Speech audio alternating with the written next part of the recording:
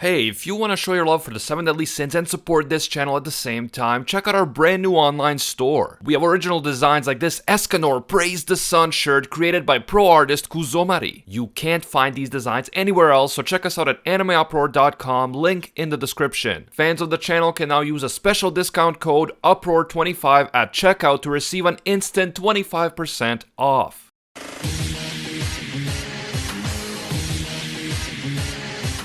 Hey, what is up everybody? It's Animac here for AnimeUproar, and in this video we will be looking at all the known demons in the world of the 7 Deadly Sins. That means every known member of the demon clan, and we will be ranking them from weakest to strongest based on the information that we have so far. A lot of you guys requested a video on the demon clan, and I thought a video ranking all the different demons would be a good idea until I realized how much work it would be, but I hope that you will find it useful to have all the different types of demons and all the strongest demons ranked here in one place. Some of the information will be exact because for some of the demons we already know what their combat class or power level is. But for characters whose exact current combat class hasn't been confirmed, I will use evidence and logic to determine their ultimate rank. Before we get started, I want to take a sec to give a huge thank you to all of you who have been showing so much support on our 7 Deadly Sins videos and asking us to make more. That really means a lot to me, and I love that you enjoy and appreciate the content, so this one goes out to all of you.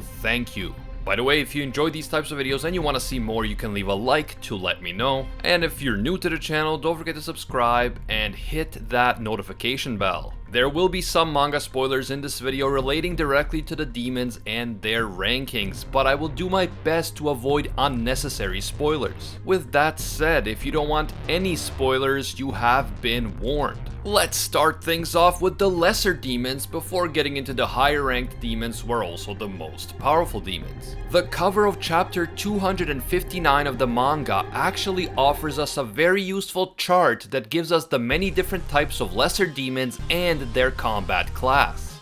The weakest of the demon race are known as the white demons, who happen to be the smallest members of the demon clan, and they tend to walk on 2 feet.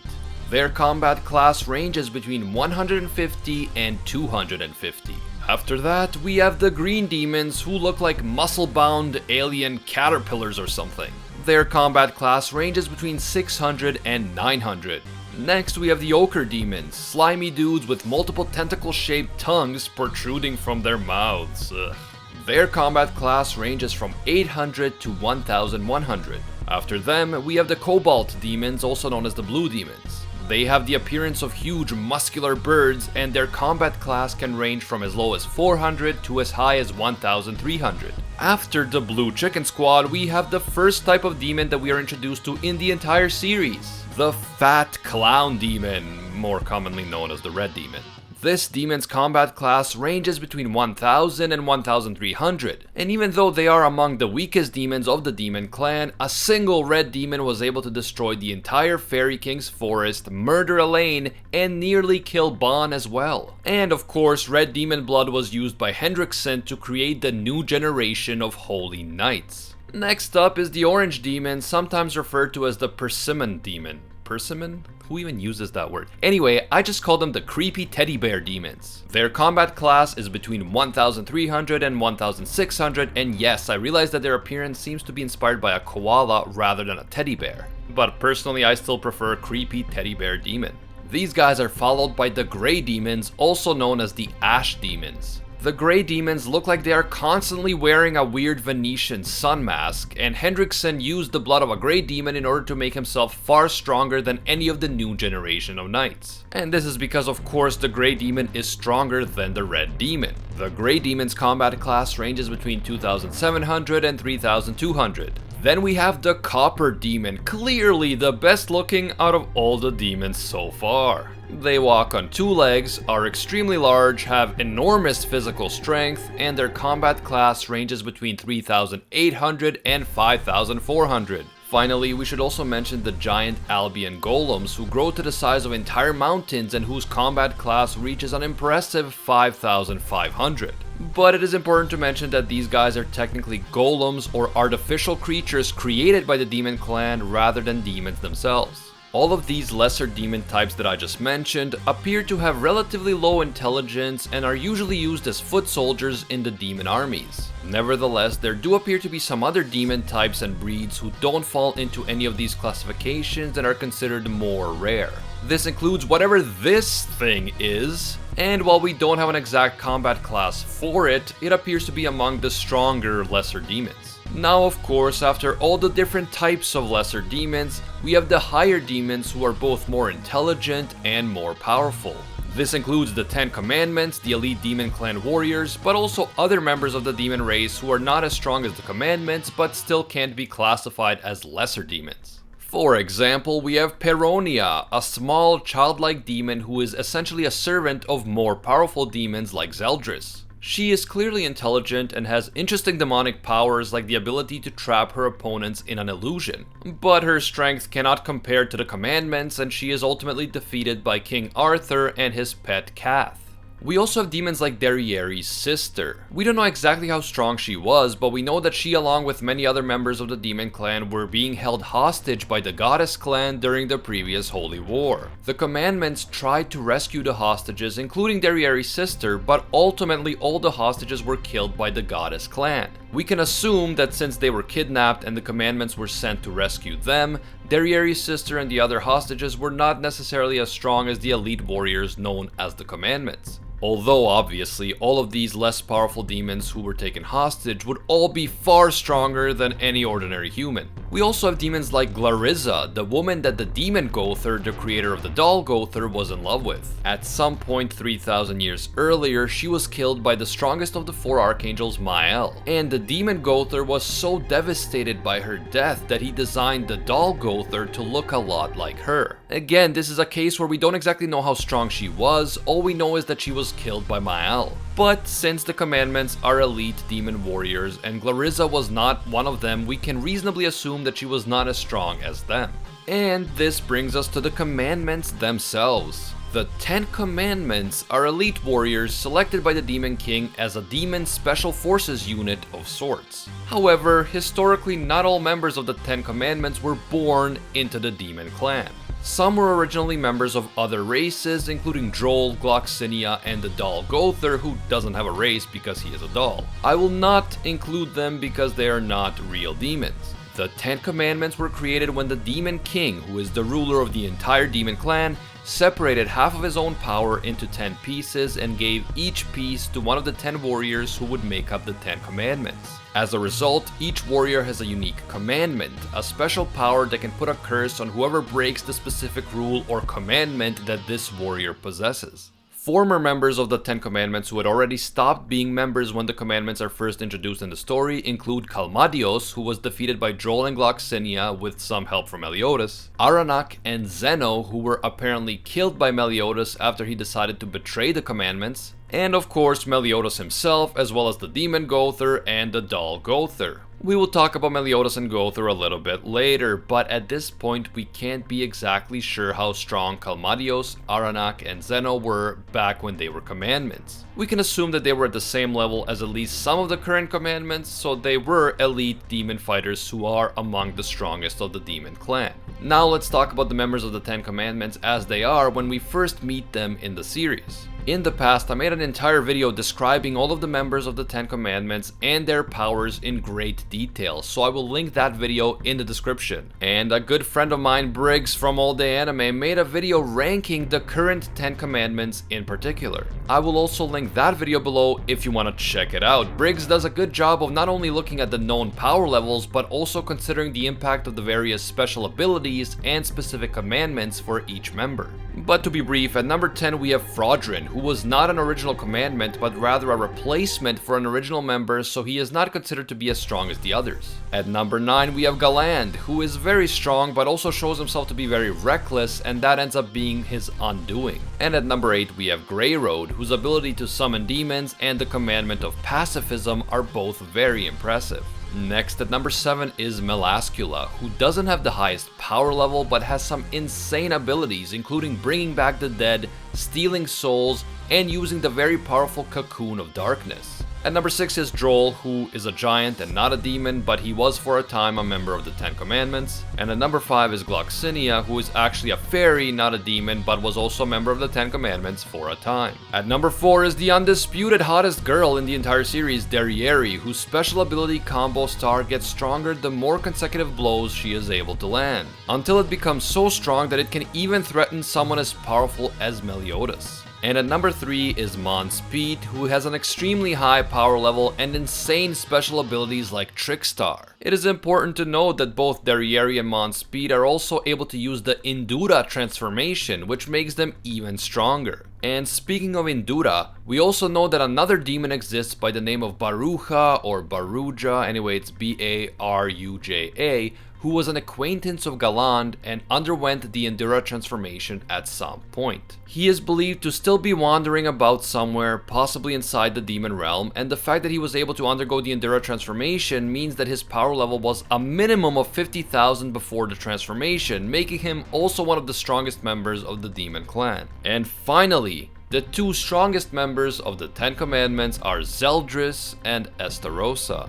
I will talk about Zeldris a little bit later, and I will have to put an asterisk beside Estarossa's name. I won't tell you why in case you haven't read the manga yet, but it's not because he's on steroids, and if you have read the manga, then you know exactly what I mean. Before we get into the absolutely strongest members of the Demon Clan, we have to briefly talk about the 6 Knights of Black. These 6 powerful demons are the main antagonists in the new Seven Deadly Sins movie Prisoners of the Sky, which came out in August of 2018. Even though they only appear in the movie, they are still sort of canon because they are mentioned by name in chapter 203 of the Seven Deadly Sins manga, and they were created by the mangaka Nabaka Suzuki himself. We have to mention this group of 6 demons because their strength was directly compared to the strength of the Ten Commandments in the manga, so they are considered to be at that elite demon warrior level as well. The 6 members of the Knights of Black include the leader, Blue Ban, Sad Escanor, Half Man, Half Lava Face, Scrotum Chin, X marks the waifu, and of course my boy, Pump. No matter how hard I looked, I could not find the Prisoners of the Sky movie anywhere outside of Japan, so I can't speak too much about the specifics in terms of which of the 6 knights is stronger than the other, or how they compare to the different members of the Ten Commandments. What we do know is that they have been compared to the commandments in terms of strength, that Blue Ban is the leader, so presumably the strongest, and that all 6 members of the Knights of Black appear to have red demon marks instead of black marks, whatever that means. If you actually managed to watch the movie, maybe you live in Japan or something, feel free to let me know what you thought of the 6 Knights of Black and how strong they are down in the comments. And now we get into the highest ranked demons in the Demon Clan. Starting things off with Cusack, an extremely powerful demon who is the former master of Zeldris. Essentially, he was the one who trained Zeldris. Despite being an older demon, Cusack's highest recorded power level in his true form is a whopping 168,000. His power is set to rival the power of Zeldris himself, and he is considered stronger than multiple members of the Ten Commandments put together. On top of having an impressive power level, Cusack also has the special ability called Resonant, which allows him to possess an opponent through eye contact and make that person make the same movements that Cusack himself is making, allowing him to essentially force a person to kill themselves if he so chooses. Next up is Chandler. Sorry, I couldn't help myself. The Demon Chandler is, like Cusack, one of the highest ranking and oldest members of the Demon Clan. Just like Cusack was the master of Zeldris, Chandler was the master of Meliodas, and he was the one who taught Meliodas many of his best known abilities, including Full Counter. Chandler's highest measured power level thus far is 173,000, even higher than Cusack. And Chandler also possesses some incredible special abilities, including True Night, which turns everything around him into complete darkness even in the middle of the day. And using this ability, he was even able to force Escanor to turn back into his night form in the middle of the day. Like Cusack, Chandler is also believed to be stronger than multiple commandments put together, and Zeldris believes that Chandler could defeat all of the 7 deadly sins except for Meliodas on his own. Then we come to Zeldris. Earlier on in the story, I would not have placed Zeldris this high, definitely not ahead of Cusack and Chandler, but recent events in the manga have demonstrated that Zeldris is indeed that strong.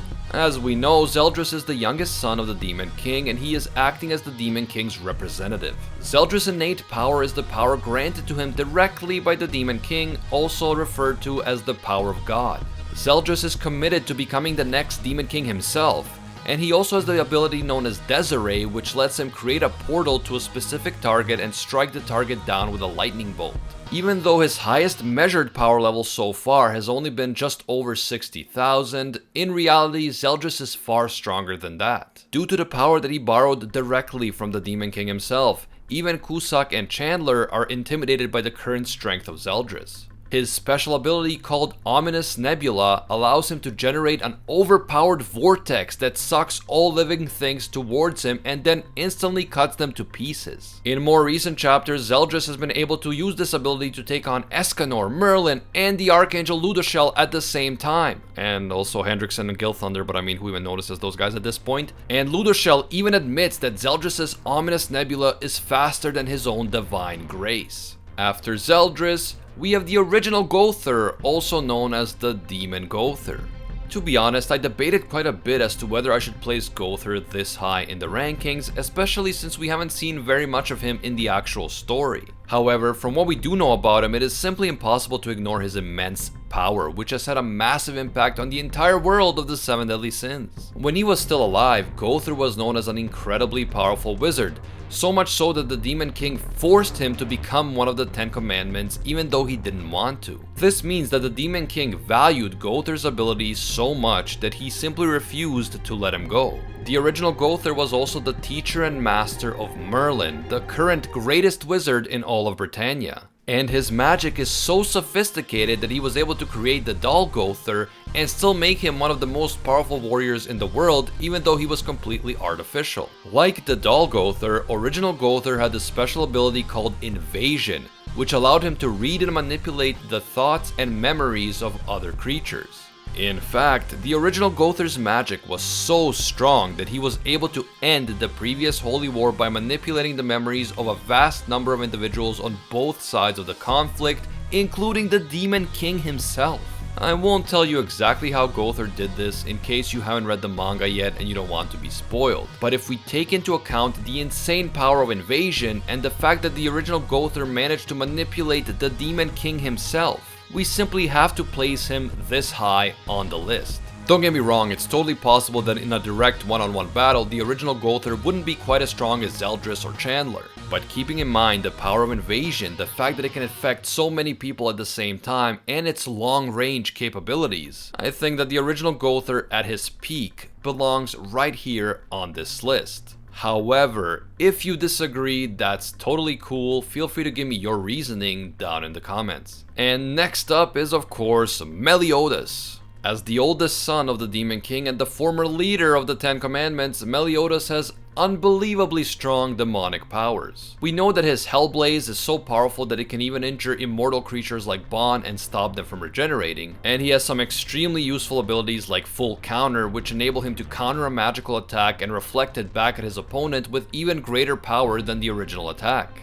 Meliodas also has a sacred treasure known as the Demon Sword Lost Vein, and it enables Meliodas to create clones of himself. For much of the series, we don't know the true extent of Meliodas' power because the majority of his power was sealed away by Merlin in order to keep him from losing control and going berserk. But as the story goes on, we begin to understand the staggering extent of Meliodas' power, including the fact that he was cursed by the Demon King so that he cannot die, meaning that Meliodas is essentially immortal. After unlocking his demonic powers, and while in his assault mode, Meliodas' power level has been measured to be as high as 142,000. But that is before Meliodas begins absorbing the Demon King's commandments in an attempt to challenge the Demon King himself, take his place as the ruler of all the demons, and remove the curse that the Demon King placed on him. At this point in the manga, the power of Meliodas has risen exponentially, and he was shown to be able to take on Zeldris, Estarossa, and Cusack at the same time. Not only that, but in Purgatory, Meliodas' emotions, so only one part of Meliodas, are able to give the Demon King a run for his money with the help of Bon and Wild. We can safely assume that after he absorbs the commandments and or after he is reunited with his emotions and becomes whole again, Meliodas could easily become the single most powerful demon in the entire series. However, for the time being, Meliodas remains second to the Demon King. The Demon King is the strongest out of all the demons, and he is believed to be immortal as he appears to have already lived for aeons. It is said that the Demon King created the 10 Commandments by dividing his own power in half and granting 1/10 of that half to each of the commandments. This means that if you put all 10 commandments together, they will all measure up to only half of the Demon King's full potential. And that is assuming that the Demon King hasn't gotten even stronger since first creating the commandments. The Demon King is able to live inside Purgatory, a place where ordinary creatures cannot even survive, and he appears to be able to control the entire Purgatory realm. He possesses some of the most overpowered abilities in the entire series, such as the Ruler, a magical ability that enables him to reverse all attacks used against him so that instead of hurting him, they actually heal and strengthen him. He can also manipulate the elements, grant powers to others as in the case of the commandments, and place nearly unbreakable curses on people as in the case of Meliodas' curse. The Demon King's exact power level has not been mentioned yet, although based on the power of the individual commandments, we can speculate that the Demon King's full potential may be well over 500,000, that is well over 500,000. However, this is just speculation as of right now, and it has not been confirmed. And that is it. The entire demon clan and all the known demons ranked from weakest to strongest. Please let me know if you agree with my rankings down in the comments, and of course let me know if I missed any of the demons from the manga. Keep in mind that I did not count the vampires as demons since they are technically their own race even though they were allied with the demons. If you enjoyed these types of videos and you want to see more, you can leave a like to let me know. And if you're new to the channel, don't forget to subscribe and hit that notification bell. Be sure to check us out on Twitter and Instagram at AnimeUproar for all the latest updates. And don't forget to check out our online store where you can get original designs by Kuzomari that you won't find anywhere else. It's a great way to support the channel and also get cool anime merch at the same time that you can show off or maybe give as a gift. If you made it all the way through this video, and if you did, by the way, I commend you, you can type hashtag SadEscanor in the comments to let me know. As always, thank you so much for watching, it means a lot, and until next time, see ya, Space Cowboys.